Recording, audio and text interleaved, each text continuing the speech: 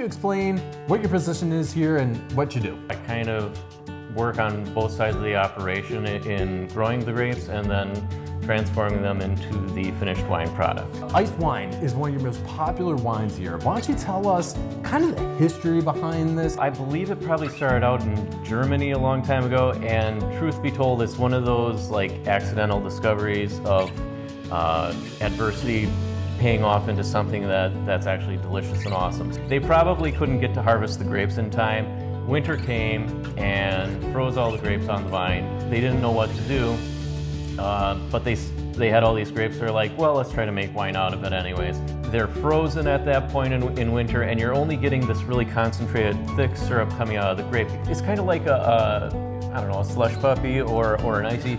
So, you have all that awesome syrup in there, you're drinking it, and you can suck up all the syrup and you're left behind just plain old ice. That's kind of what happens when you press a grape for ice wine. You squeeze out all the sweet, sugary deliciousness, and then you leave all the water behind.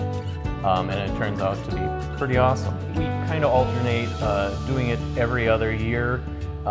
Some years, honestly, the weather doesn't pan out. Like this year, we would still be having the grapes out on the vine. If we're pushing January, February, and we're still, sitting in the 30s, we're not good. We need the grapes to be frozen solid on the vine before we can actually bring them in and make what can be called ice wine. It takes the longest to make, not only in the vineyard, but also in the winery. The fermentation process can take 2 to 3 times as long as your basic fermentation with your regular grapes. We have to work harder for it, the yeast have to work harder for it, so I'm not saying you have to work hard for drinking the wine, but maybe take your time with it.